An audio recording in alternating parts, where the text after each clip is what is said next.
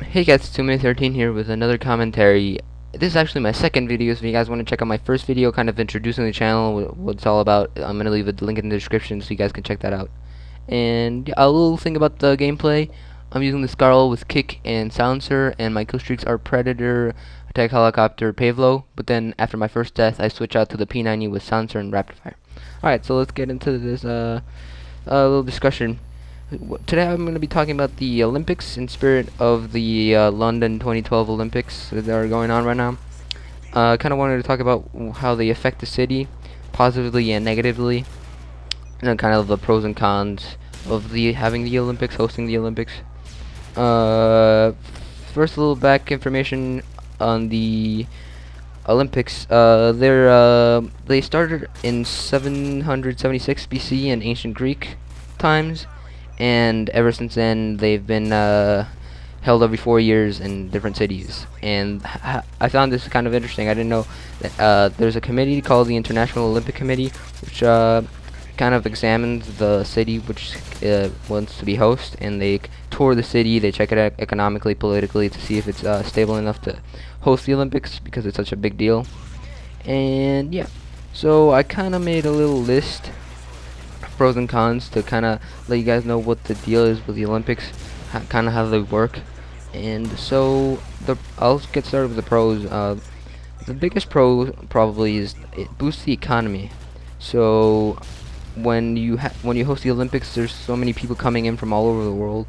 You get money coming in from the hotels that people are staying in, from people that are checking town and buying souvenirs or whatnot. So much money is coming in, the economy just gets a really big boost, and that tends to be very good.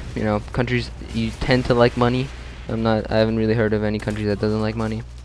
The second pro is that it's not really an actual thing, but countries do tend to like to show the world that they're economically stable enough to have such a big event.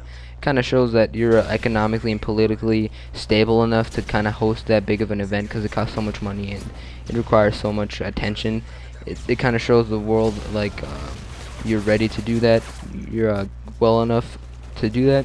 And the last pro is that it does generate a lot of new jobs. Anything that has to do with the Olympics, like organizing the Olympics, kind of like setting up the places where the Olympics are going to be, cleaning the places, anything that has to do with like maintenance and stuff, and also constructing these stadiums that the Olympics are going to be held in, because they actually build new stadiums just for the Olympics.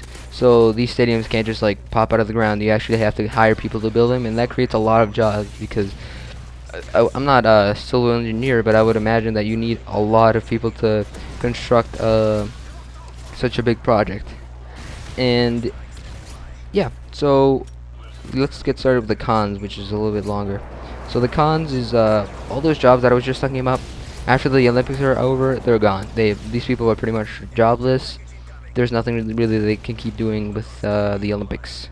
So they pretty much have no jobs. All those jobs are gone.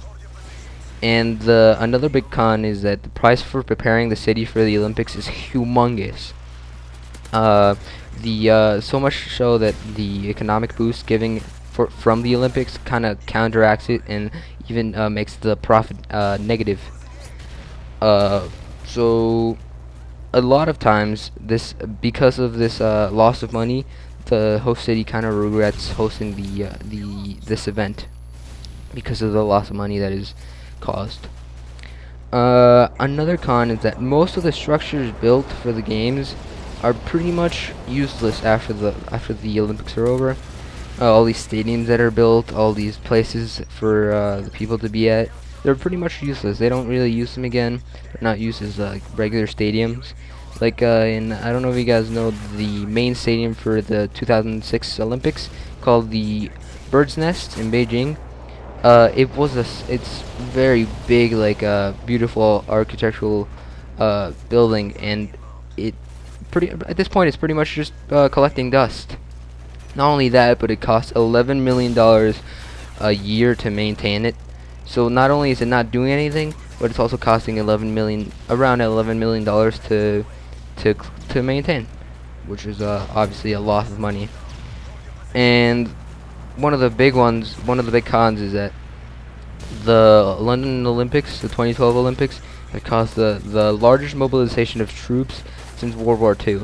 So that means that since World War II, since the World War #2, there has not been that many troops being mobilized at the same time, which is a humongous amount of troops being, told to move around. This is all because of the security. People in London want the people coming in to be as safe as possible, pretty much, and that requires a lot of troops. And then another big con is that there's this thing called regeneration, which kind of means it's based off bad communities, which is the case in East London. It's a lot of very bad, poor communities are there, and what the kind of regeneration is supposed to do is you take a bad neighborhood and you start putting in schools, you start putting in hospitals, you start putting in new public services to make this area like move up economically. But what actually ends up happening is you take all those people, you tell them to move out, you tear down all the houses, you tear down everything that's there, and you bring in a new mall, a new supermarket, new condos, new buildings, and that just brings in a new economic class, which, yeah, it brings up the money generation in that area, but that doesn't mean that you help the people there. You just brought another economic class in there, which is kind of sucks.